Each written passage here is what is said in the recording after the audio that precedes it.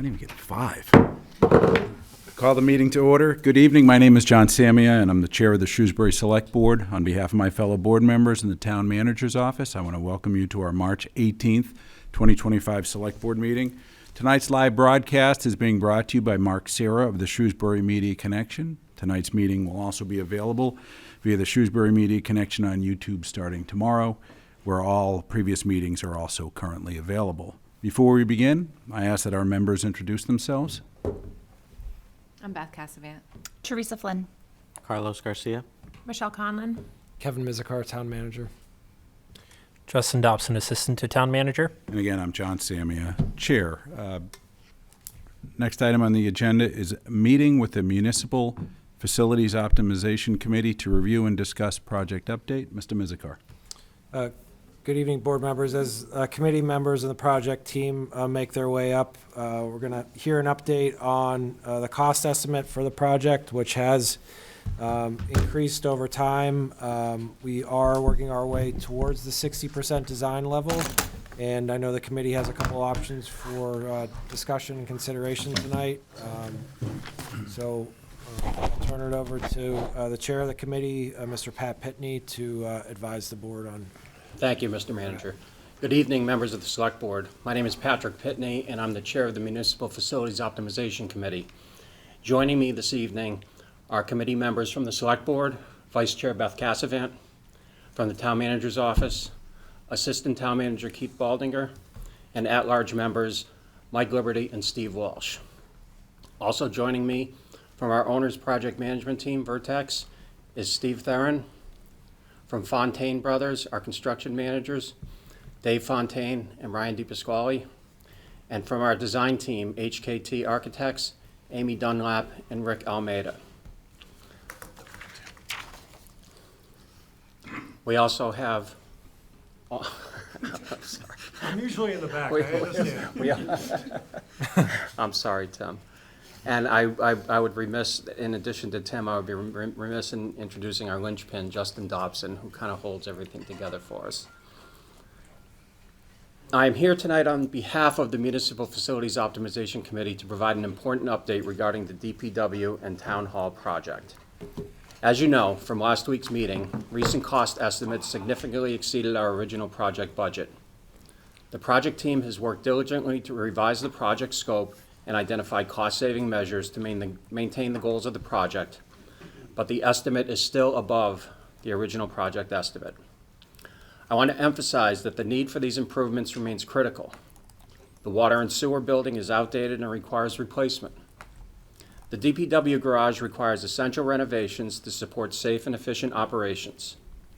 Important improvements at Town Hall are necessary to address accessibility, operational challenges, and upgrade critical life safety systems. These are not optional upgrades. They are vital to ensuring that our town's infrastructure supports the services of our residents, which they depend on every day. By taking this step now, we can continue to thoughtfully evaluate adjustments that will allow us to deliver a project that truly optimizes our facilities while remaining financially responsible. The project team will continue refining the design, exploring cost efficiencies, and ensuring that we are making the most effective use of taxpayer dollars. Over the next few months, we will continue to engage with the project team, stakeholders, and residents to develop a revised plan that meets the town's needs. We will provide updates as new information becomes available and will ensure the community has ample opportunity to participate in the process. We appreciate the Select Board's support, and our goal remains to deliver a project that reflects the values and priorities of the Shrewsbury community. Thank you, and we would be happy to answer any questions you may have. However, before we do that, I would like to turn it over to Steve Theron to give an update on the costs. Thank you, Pat. I want to describe first the process to get the costs assembled that we've gone through here, and that is to create two different estimates, and that was one with the Fontaine Brothers, the construction manager for the project. They created a detailed estimate from the plans, and we also had an independent estimator from the design team. And separately, they created those estimates, and then we get together for a reconciliation of those two independent estimates. and create the numbers that I'll go through with you now. So the first figure I'll give is the total project cost, complete, including the work at Town Hall and at South Street, and that is the $40,389,000 figure, so that includes all as designed. We now have a few alternates to consider to bring that project cost a bit lower. The first alternate is to remove the Town Hall from that project, and if we were to remove the Town Hall component from the project, that makes a $35,950,000 project. If we then look to remove the office space from the DPW project, that gets it down to $32,900,000 project.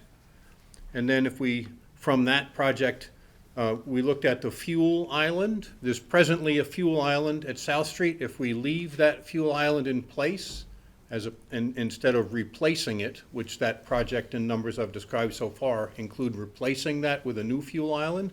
If we do not replace that current fuel island, that's a $31,925,000 project. So the total project with all included, and then working down by taking out some of the components to provide options for lesser costs.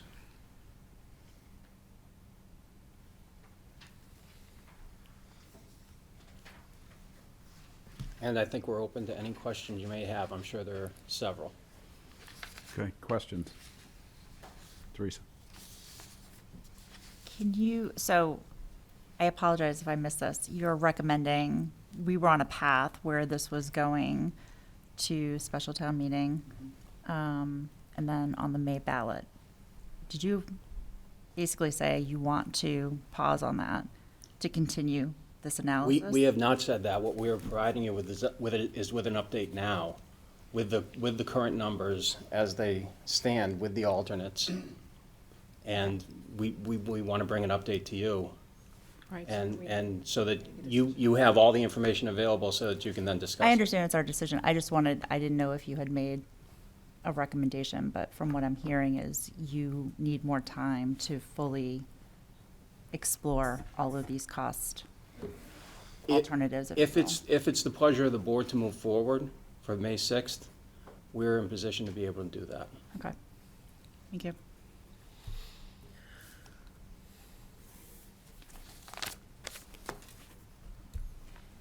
Other questions? Michelle? So I have a lot of questions on this, and I kind of verbalized some of them last week. What brought us to the point today where the costs are $10 million difference in what we were kind of leading up to for the last year? So how did we get to this discrepancy? I'm going to let the design team answer this, but I would like to just point out a few things of the work of the committee. Mm-hmm. So when this committee was formed last summer, we went through our normal processes, and one of the decisions we made was to go with a construction manager at risk instead of design, bid, and build.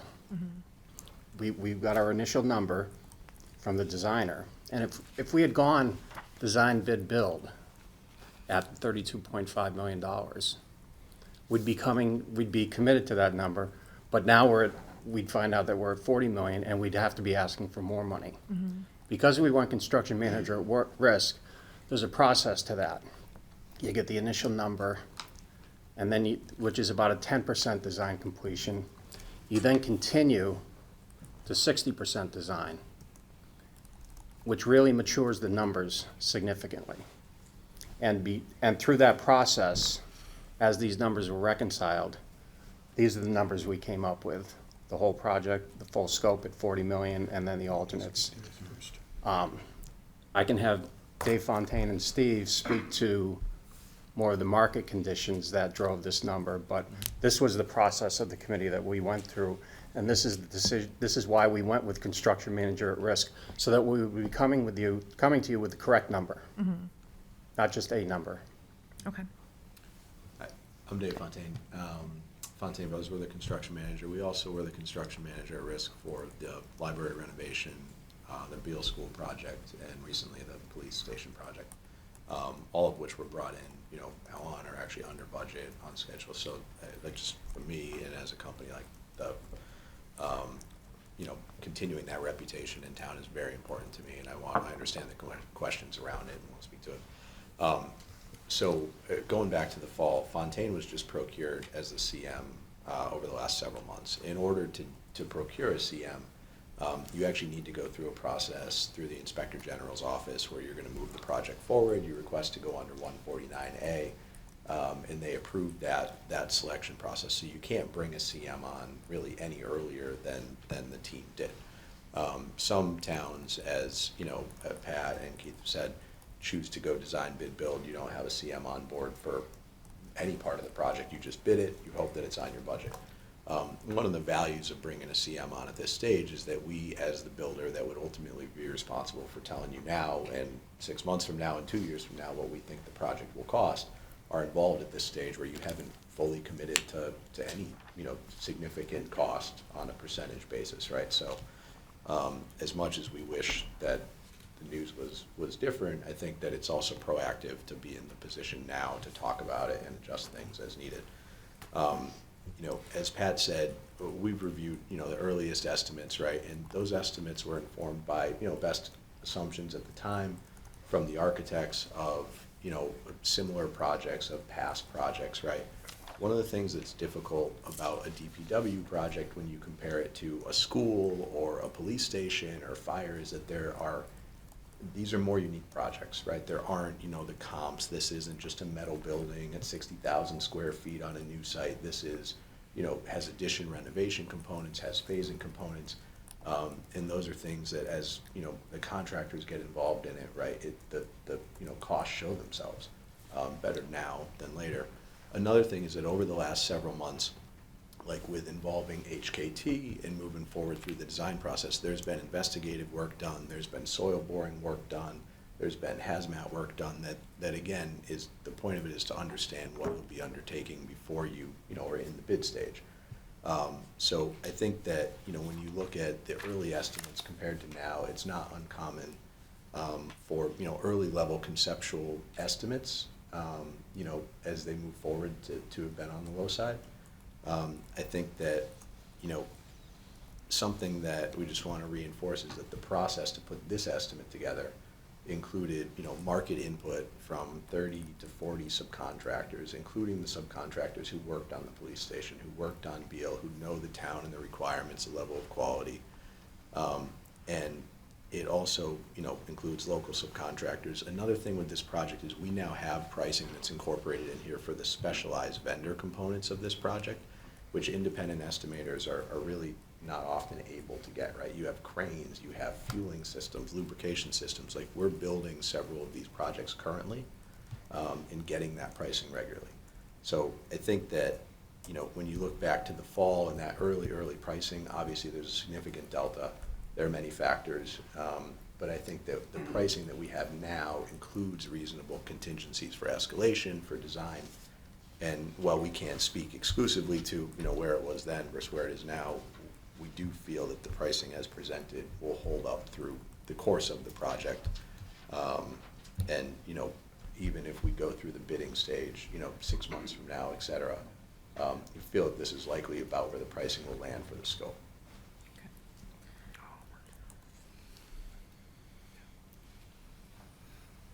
Other questions? I have more, but if it's okay, I can Yeah. jump back.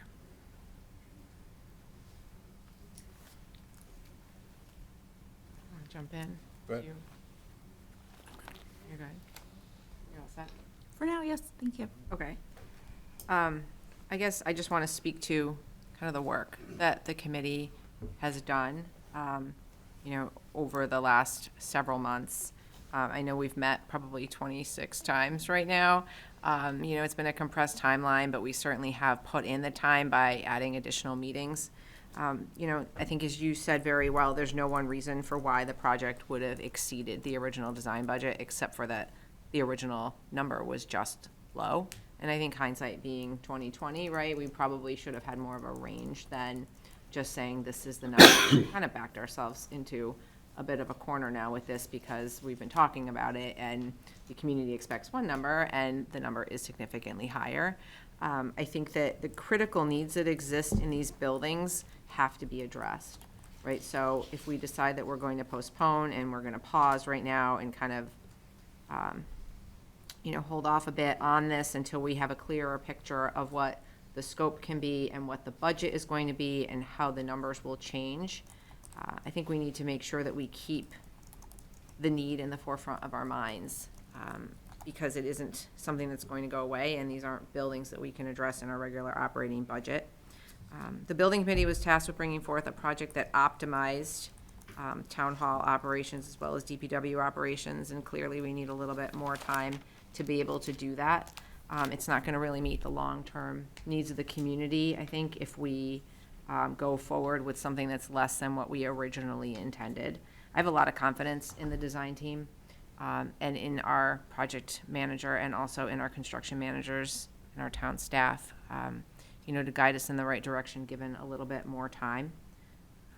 And I just hope that the community understands that, this shouldn't be viewed as a mistake per se, right? That isn't something, like, a mistake would have been to have gone through this process, not chosen construction manager at risk, and to then have gone to town meeting with a number, only to come back and say, we need more. And that's happened before in the community. It happened with Floral Street School, where one number was presented at town meeting, and then it was, I think, $2 million more. Went back to town meeting, it passed. And then that was our first referendum vote in town, whereby the residents decided they wanted to take it to a townwide vote to decide whether or not to fund the overage. We don't want to find ourselves in that situation. So I think, this all seems to have happened quickly because we've been working so diligently and because we do meet so often. But the minute the construction managers came on and recognized that there was going to be a discrepancy in the number, flags went up, right? It was like, we need to address this, and the work has been furious since then. It's a very tight timeline. With a longer timeline, I think we have the opportunity to set a better expectation with the community around what it's actually going to cost to achieve the objectives of the optimization project. So the menu, effectively starting from the 40.4 million down to the 31.925. Could someone talk to what it means to pull it away? What's the risk by pulling it away? So I've heard total all-in's 40.4. You pull town hall, you're down to 35.9. You remove the office space, you're down to 32.9, and then the fuel island is about $1 million less. So what's the risk with pulling each out? Sure, if you want to take So that. I think the focus of this committee was to optimize space. I think as we start pulling things away from what the project is as designed, it actually reduces our efficiency operationally. And Tim can speak a little bit to, having all his staff in one location, it does make a difference. And I think it would definitely help that department. If we went to the base project, then we're just going to have a garage project. And I think that's less than desirable in the long run. The fuel island, we talked about that fuel island piece, it's $1 million. We're gonna have to do that anyways, because that island's over 30 years old now. And then Town Hall, this building, we passed this over, built this building once 4 or 5 years ago. It's not getting less expensive to repair this building, it's not getting cheaper to renovate as we go forward. And we feel as a committee that I think it's really important that we keep all of this included. If that's not, that's our opinion on what this project should be. That's what we were charged to do, is to optimize space and save the community as much money in the long run as possible. Unfortunately, the number that we spoke of is much bigger than we expected. And so that's where it leaves us. So just to clarify, what I'm hearing is, and just to confirm, that the committee's saying, here we want to bridge it to where the original estimate was, and this is what you roughly get if you to go as close as you can to the original estimate. But as the committee, if you could recommend price aside, obviously it's an issue, a serious issue, but to consider as part of this, but you're still saying, no, we want to, ideally, we recommend the full project still, is that what I'm hearing? Well, that would be the ideal scenario, obviously, because it optimizes everything. It takes care of, and essentially, it takes care of the critical needs that are here at Town Hall, not just the things that people see, but the behind-the-scenes things, the HVAC, and some of the asbestos remediation and things like that. Those are critical needs that need to be done. We were originally charged with that on the Municipal Campus Committee, looking at that. That was 2020. So we're close to 5 years out from when I started on that committee, and we still haven't addressed any of those needs. So in an ideal world, yes, we would like to do the full scope of the project. Michelle? That's a question. So I appreciate the work that you guys have done up to this point. I briefly served on the police station building committee towards the very tail end of it, and there is an incredible amount of work that goes into these things. So I appreciate everything you guys have done, and I appreciate the clarity we're getting tonight on all of this. So we reviewed our draft warrant for the May annual town meeting, and one of the things is Selco buying land. So if Selco, does that change, all the things that we're talking about here tonight?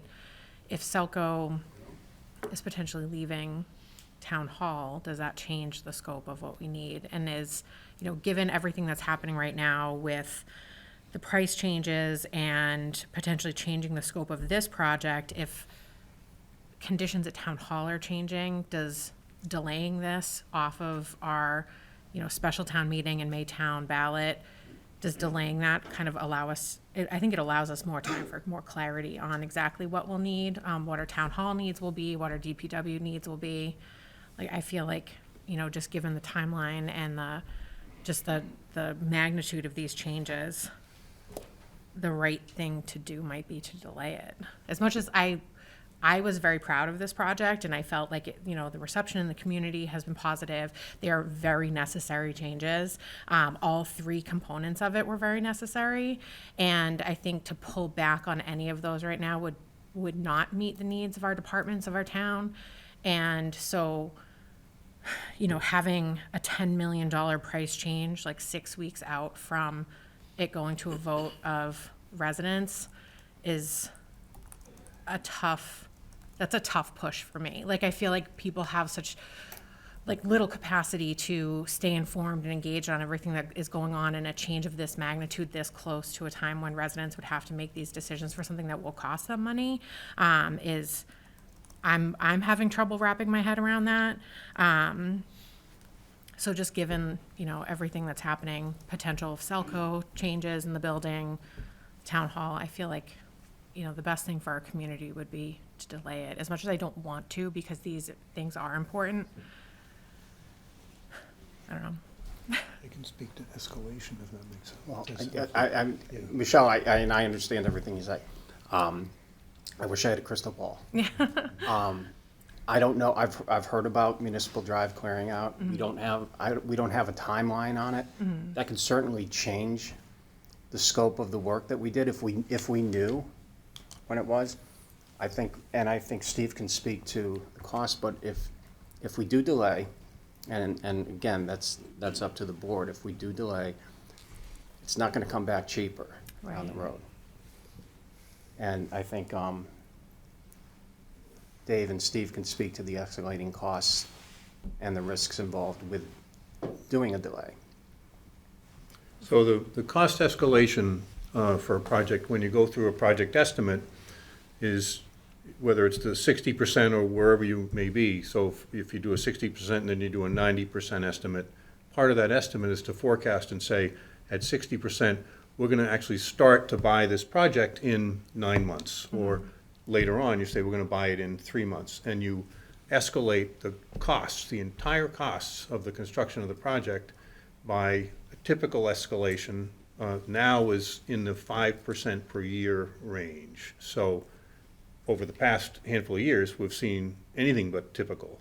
The COVID years were extraordinary escalation. But what we can count on is the costs are gonna go up. And if it's 5%, when you have a project of this size and cost, the math is 1.5 to $2 million a year is what the cost will go up. So, we all get it, that it's unfortunate, but it isn't gonna change. That's mostly related to wages on every piece and component of the building, whether it's all the things that happen off the property for the goods to be manufactured or whatever, all those places, wages going up.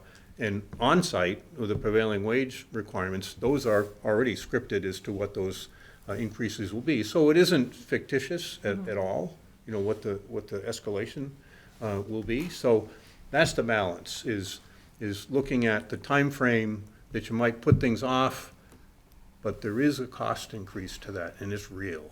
So that's what we're all here to do, is talk through these things and understand, is whatever may happen here, maybe the scope will, maybe it'll be, who knows? But the base things that are in the job for this building are needed, and maybe there'll be additional scope considered, you guys will decide all these things over time as far as what that project may be. But the things that are in the town hall project now, we understand them very well, and they're needed. Taking that space out of play doesn't really change that scope. It's handicap accessibility, ADA, federal law ADA or AAB, Massachusetts handicap requirements, outside the building and inside the building, all required, no question about it. So, there's a handful of things that you just have to do, and you weigh that against putting things off, and you have costs. The only time you're gonna know what they are is when you're out there and you re-estimate it, and you say, yep, it's exactly what we figured for that escalation, because all the things that we watch and all the cost increases that, we're all aware of, sometimes it accelerates, and sometimes, we all know the news data that's out there, but it'll be more, and if that's 6 months, it's, $1 million, more than what we have today.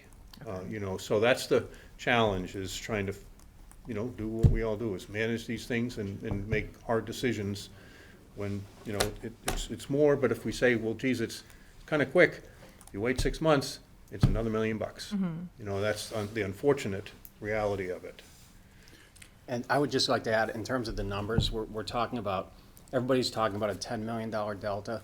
It's really more of an $8 million delta, because you have to account for the $2 million the town meeting has already approved to get us to the 60% design stage. So the total project as it sits is at 32.5 originally. And now for the full scope of the project, we're at 40.4. So about an $8 million delta as opposed to 10.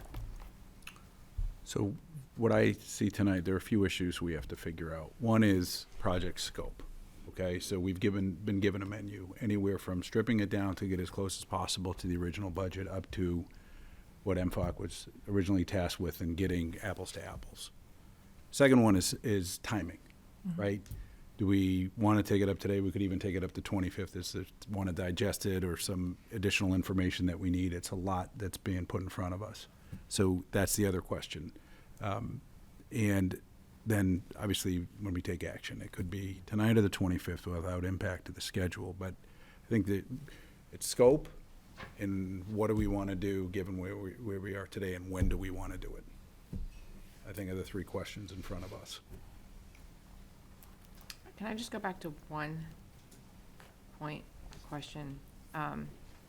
If and when Selco moves out, am I correct in understanding that the space they would leave behind wouldn't be enough to meet the space needs at Town Hall? Not alone. If we didn't do the DPW project with the second floor? That's correct. Okay. And then part of the driver of that, right, is not just municipal staff, but trying to get school department staff in one place as well, because they're spread out in different places. That is the biggest change, that is the base vision that we have for the building, would, in big chunks, moving DPW out of the second floor and moving consolidated school administration functions into a like comparable space. I'm not saying they're, moving to the second floor directly, but those two space spaces are equivalent. And I think the Selco space is only about 75% of that need.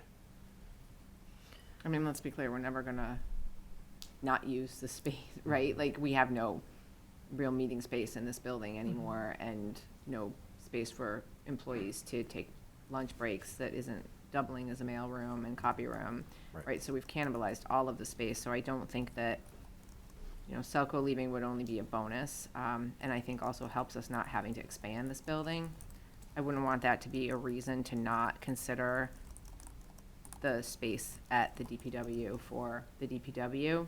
And then at some point, I would like to hear about, efficiencies that can be gained, or, from you, Mr. McInerney, about like how that would impact the DPW program, having everybody in one place. Because I think that's important information for us to have, to understand, why it's necessary to just consider the project as it was originally planned. Do you want to do that now, or you want to wait? I don't know. Is that okay with you? Yeah, I think I it's, mean, I would really like to hear it. Well, I don't think I'll substantiate it with any data or statistics. I'll just tell you from a philosophical Correct, standpoint. yes. And I'll give you an anecdote first. I owned a small ice cream store. I owned a Cold Stone Creamery. And when we bought the Cold Stone Creamery, we found that owner-occupied businesses do better in the system. And we look at that model throughout everything that I do. I try to figure out, if you're close to the place, the center of business of the operation, and everybody in one place, it's so much more effective and so much more, in the business world, profitable. Obviously, we're not talking profits here. But just to be able to coach, counsel, model behavior for people, to be able to give feedback to the entire team in one place, and have the division managers see that, and have the rank and file see that. There's tangibles and intangibles to everything we're considering here tonight. Some you can prove a return on investment, but others, things that are intangible, you just can't. But being there to do those intangible things, like if someone makes a mistake, you can take corrective action, or we've just done a safety study of that building, and it's in tough shape. And there's some small things and there's some big things, and we're trying to do the small things because we don't want to spend money twice. So we want to deal with things as if we were going to build a new building. We're going to deal with the things that are easy, not heavy lifts, that are inexpensive to fix, but still keep people as safe as possible. So there's a balance, but having all the staff that's on the second floor on South Street would be beneficial. I can't quantify every piece, other than being able to see the operation in real time and give feedback in real time and make adjustments to any piece of the operation. So there's things that we had someone hit a post a couple weeks back. There was no clear guidance on what to do next. We solved that, but until you're there, you can't deal with it quickly enough. And to be 2 miles away and respond it can be done. It's just not efficient. It's not effective. So the model of behavior for me, it just keeps coming to my forefront of my mind. I don't think you have the professionalism in this building if Kevin's in a Dunkin' Donuts down the street. You know what I mean? You don't have that level quality of management and oversight if you're not with those people doing the work. I know I gave you a weird example about the ice cream thing, but anything that's owner occupied does so much better from an operational standpoint and profitability perspective. So that's, I try to bring that business model into my function in terms of running it like a business, even though it's a DPW. And the customer service piece is critical. If I don't have people in one place to deal with all the questions that the public may have, I'm not really giving them good service, because I need to send them someplace else to transact a piece of business. So if they're at South Street and they need to come here, water, sanitary sewer, if I can't have one place for that customer service piece, it's difficult to manage. It's inefficient to manage. Forget about difficult. yeah, and it's it's also an opportunity to leverage efficiencies from doing this project, to have an office space created now, when you can use the space to swing over and then use the existing footprint here.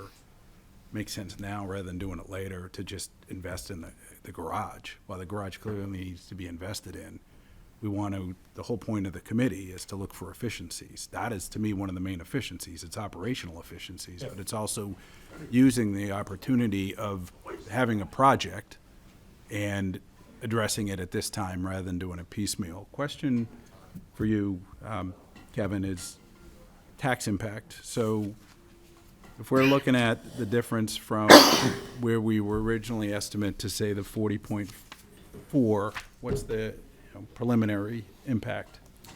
So you have obviously, as you can see there, we have about an $8.5 million net impact from 40.4 to 31,295, comparing, the apples to apples there. But let's just call it an even $10 million. I mean, how I would approach that is we've committed a couple things to the community.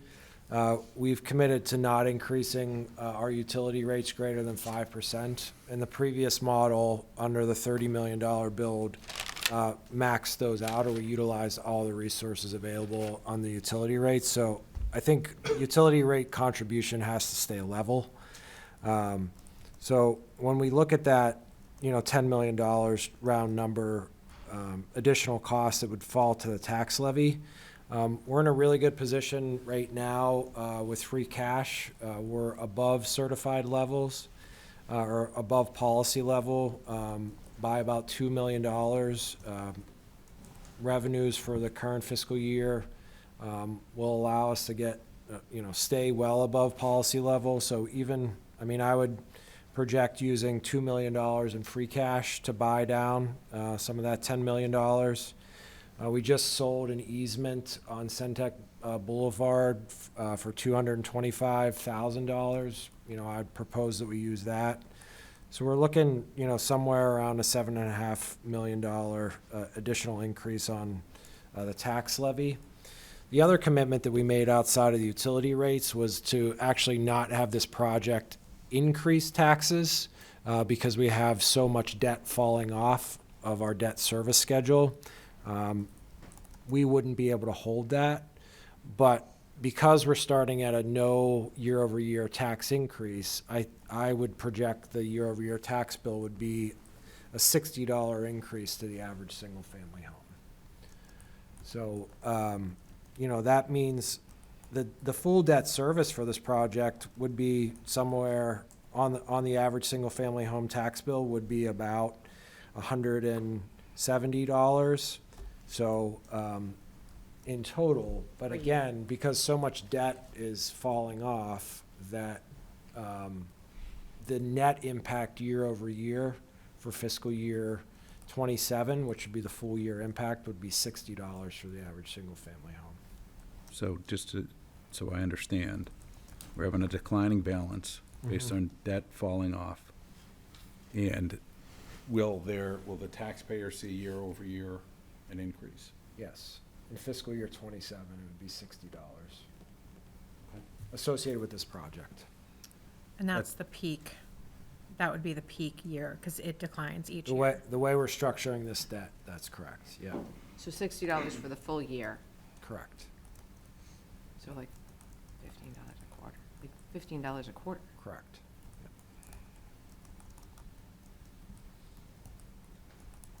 Another question, so we could take this up tonight, we could also take this up to 25th, Yeah, I mean, the board's not in a position with your agenda this evening take to action. sign a warrant or anything, deliberation and review and further consideration is completely fine, but So it's just you'll have to meeting wait for review a and week. discuss anyways, Mm-hmm. unless we say pause. Correct.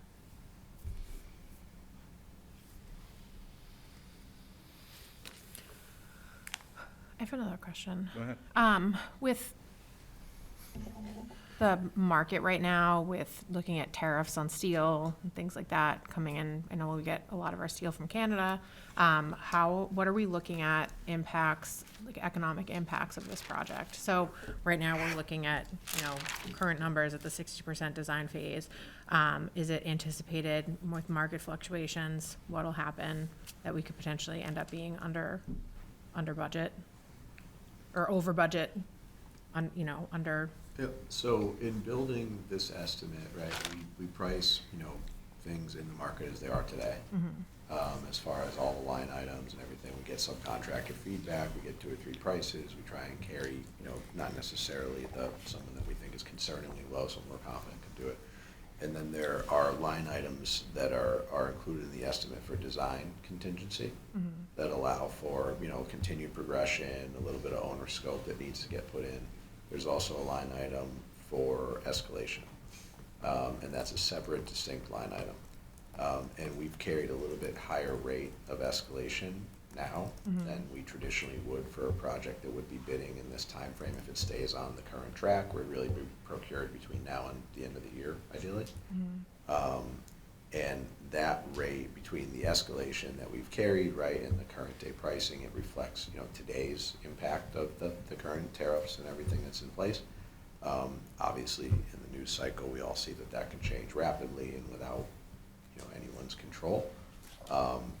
But we have carried, a little bit more than we normally would at this stage because of the, unexpected, expected conditions. Yeah.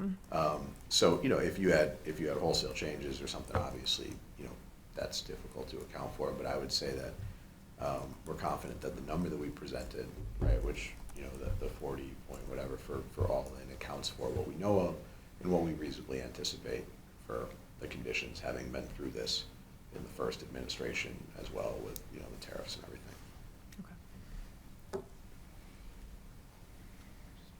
That's good. So just because I know not everybody's keeping up with our building committee meetings, I just wanted to point out that the size of the building is not something that we are recommending reducing.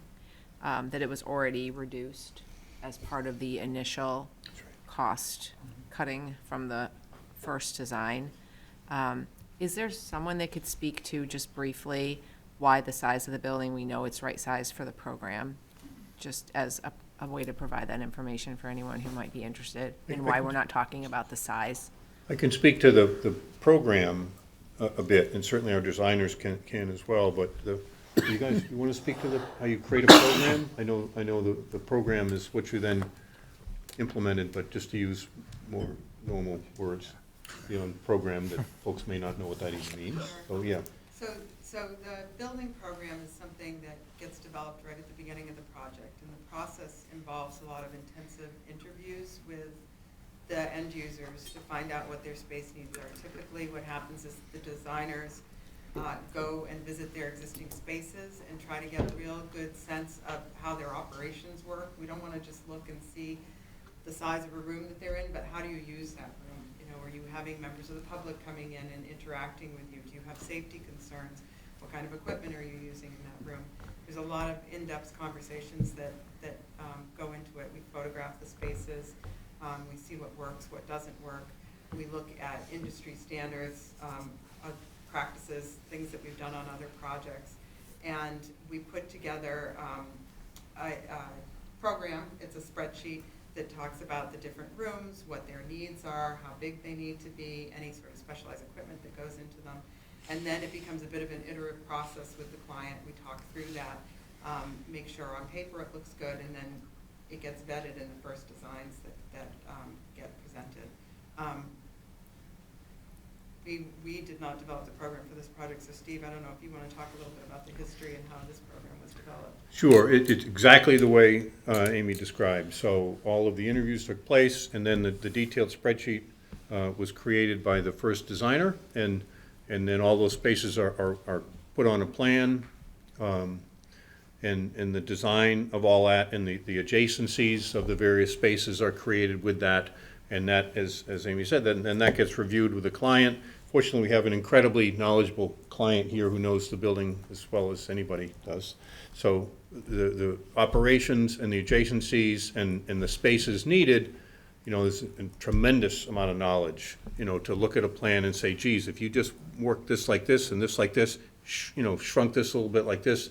And that's the process we went through, really right from the beginning. And that came up with a plan size. And then that plan size said, look, we don't need a building that size. We've got to shrink this a bit more, but maintain that program, which is all of the number of offices and the sizing and the number of that workspace. But some of the the adjacencies and the corridors and all that, and how all that plan worked, that was the challenge at that time. Is, look, we gotta find this, to make this building a little bit smaller, because, dollars and area contribute right to the bottom line. The bigger you are, the cost per square foot, then the more it is. So, that's the process we went through. Is that answering your question? It gave you a lot of information about how we create that in terms of the program and what that even is, and then the spacing, and then how ultimately, to your question, I think it was your question, Beth, is how we did go through that once and then shrunk it down that first time. So there was an incredibly long answer to that question, but explaining kind of the process that we went through on this project. No, I appreciate the answer. I just think if I was sitting at home and I was hearing this, the first thing I'd be like, well, just make it smaller. But we've already done that, right? And we want to make sure that when we bring a project forward, it's a project that is appropriate use of taxpayer dollars. If we build something that's not going to serve our needs, and we're asking to add on to it in 15 years, then we didn't do our job. Well, yeah, I mean, that's the whole point of the office space, right? You don't have the office space. That defeats a lot of points of what this originally undertaking was. Right. And honestly, I would never, ever look at the base. I think if you don't do, you have to do the fuel island. I don't see any way around a fuel island, knowing it's 30 years old and it has to be done anyway. So to me, like, we're looking at 3 alternatives here. Where's everyone at? I mean, to me, if we're not gonna take action, it's either, hey, everyone says we pause, or what I'd like to hear, if we say no, let's get a little more information. Like, okay, if we do some iteration of this and don't pause it, what does that look like? What's our communication plan? How do we explain, change them, why? A short period of time to the election, like, what does that look like? And getting comfortable, one of the questions will be, well, how do we know the price won't change again? That's gonna be the first question. We heard it tonight, but how do we, people leave, they live busy lives. How do we communicate that? It's not a small number, I get it, why the numbers change, that's not the issue, but how do you explain that in a clear and concise manner, so when you're we decide to go forward 6 weeks, 5 weeks, how do people understand that? And that, to me, is a big question. I wouldn't want to gin that up right now, but what does that look like? What is the explanation? We've gone out there with X, now it's Y, there's a good explanation for it. And if we go forward with it and it's the full project, I'm just saying as a hypothetical, and that's what's the original task of the committee, explaining that. So, unless everyone wants to pause it, for me, there's still a lot of questions in terms of what this would look like. Still haven't heard from everyone in terms of scope. Doesn't mean we have to do that tonight either. But that, to me, for me personally, the committee was charged with the purpose.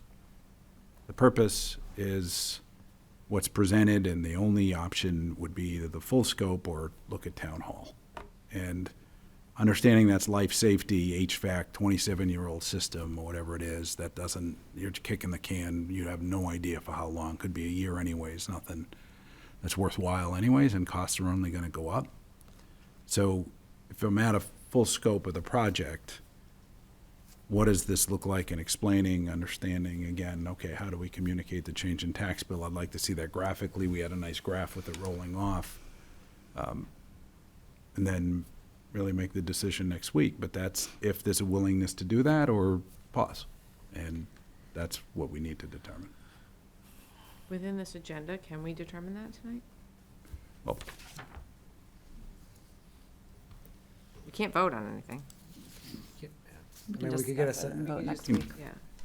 you just don't put it on. Right. I mean, that's, to me, you don't have to take an action. You say, we're not gonna do it for X period of time. But I mean, implicit in the agenda, I think it's reasonable to say what act, but I don't think, I'm not there. I just have there's a lot of information to digest. Yeah, there is. Teresa, go ahead. Yeah, I don't think I'll be there in a week, John, Okay. but I won't rule it out. But right now, I think it's important to pause. I agree that the work is critical, but an $8 million delta is not something we can rush through. We need to determine our position on full optimization versus the de-scope options based on all this new information. We need to re-engage with the community on needs and updated costs. Appreciate that the manager outlined the net taxpayer impact. But I feel like it's too much change and needs to be socialized more with the community. So I'm right now not comfortable with the current timeline for the special town meeting and May ballot question. And I know it's unfortunate. I know costs will increase. So we definitely need a plan to decide on this as soon as reasonably possible. But, we know that this has to go to town meeting and then the residents vote on it. So it's not solely our decision, but our recommendation is really important to the process, and I feel like I need more to fulfill that responsibility before I can look at taxpayers and say, this is what I'm recommending.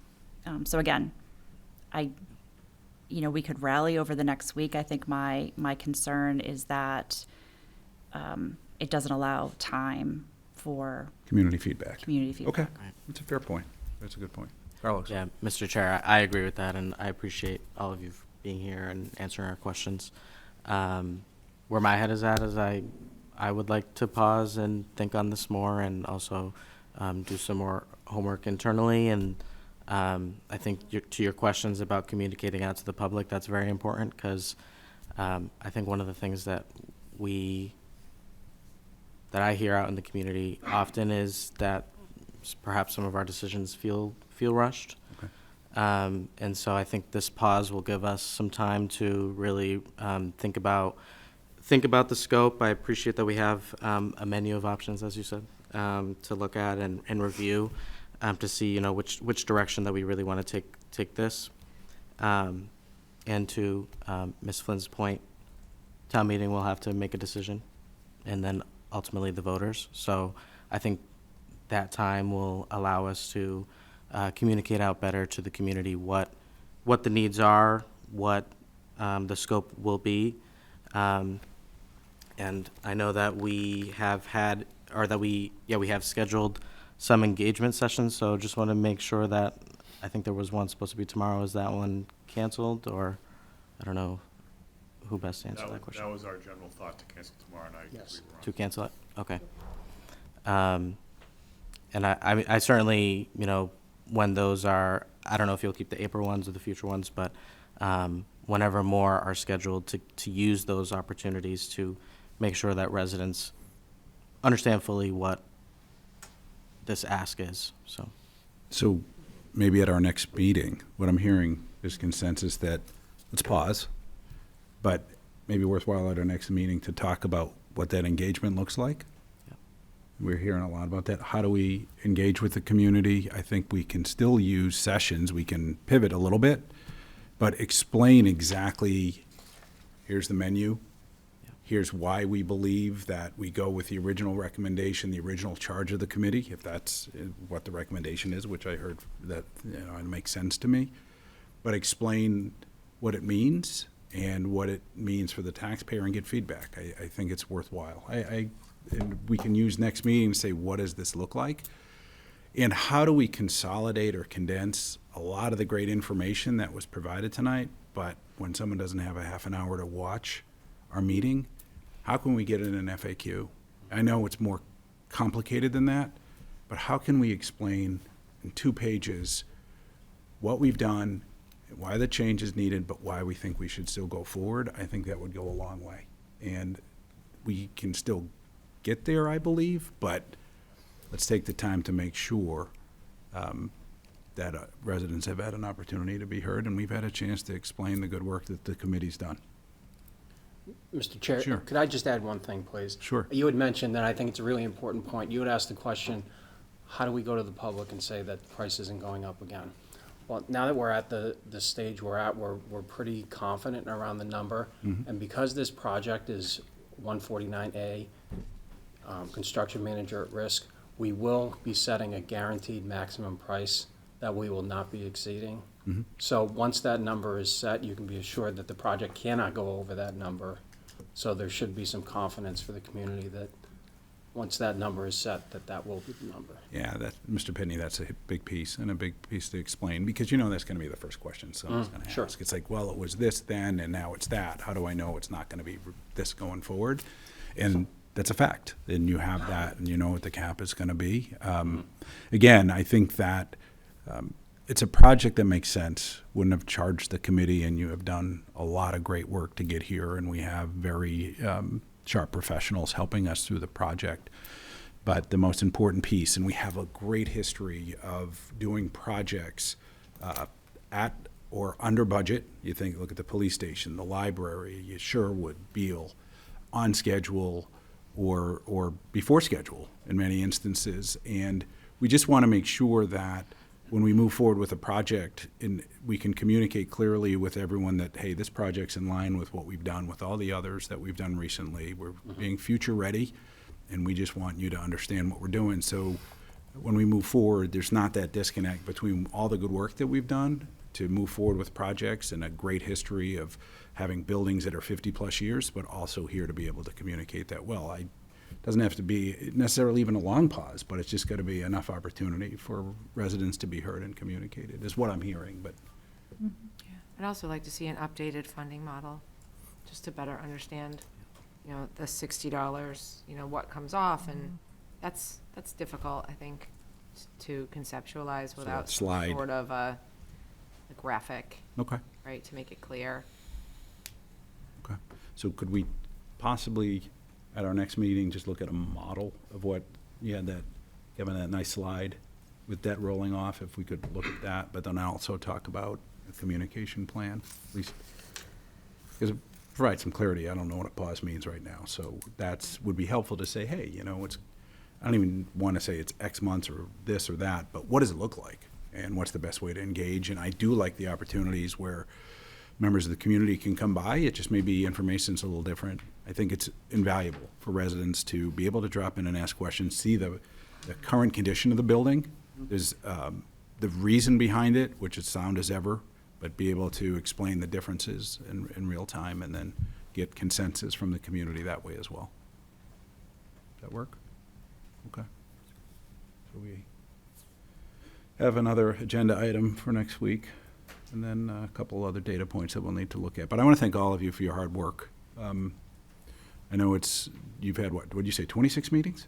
Probably more than that at this point. And I know they haven't been short. And you've digested a lot of information, and you bring a wealth of knowledge. Many have sat on building committees and have served us well. And there's no doubt that you've done so here and will continue to do so. So please keep up the good work. Let us just work through these issues here. And long-term, we just want to make sure that when it's presented to the residents, that they see the information and not any other, hey, all the questions are answered so they can look at the economics, and they're in front of them, and all questions have been answered, and they can just, in isolation, make that decision. Absolutely. I think I speak for the whole committee and the whole project team when I say that we want to be completely transparent with this project, and we're not hiding anything.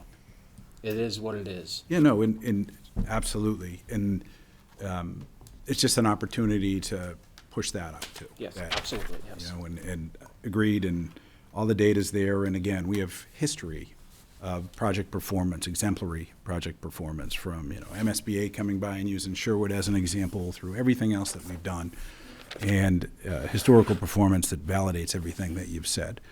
But at the same time, it does provide an opportunity, once again, for residents who are busy, maybe haven't focused on the last few projects that we've done, and now they have this project in front of them, and it's just another opportunity to give information to them and let them make that discrete judgment on this particular project. So completely understood, and it's been transparent, and all, again, meetings are public meetings, and anyone can attend or watch, in many instances, on SMC. So, and members of the committee are available for questions, as are we. So appreciate, again, all the hard work, and I'm sure we'll be back with more questions, and we have some more work to do on our end as well. So thank you. Thank you all for your time this Yeah, evening. thank you. Appreciate it. Thank you. Thanks. All right. Great. We have nothing else on the agenda, no correspondence, so. That being our only agenda item, I'll entertain a motion to adjourn. So moved. Second? I've been moved and seconded. All those in favor, please signify by saying aye. Aye. We are adjourned. Thank you for joining us. We'll see you next Tuesday, March 25th. Good night. No chance.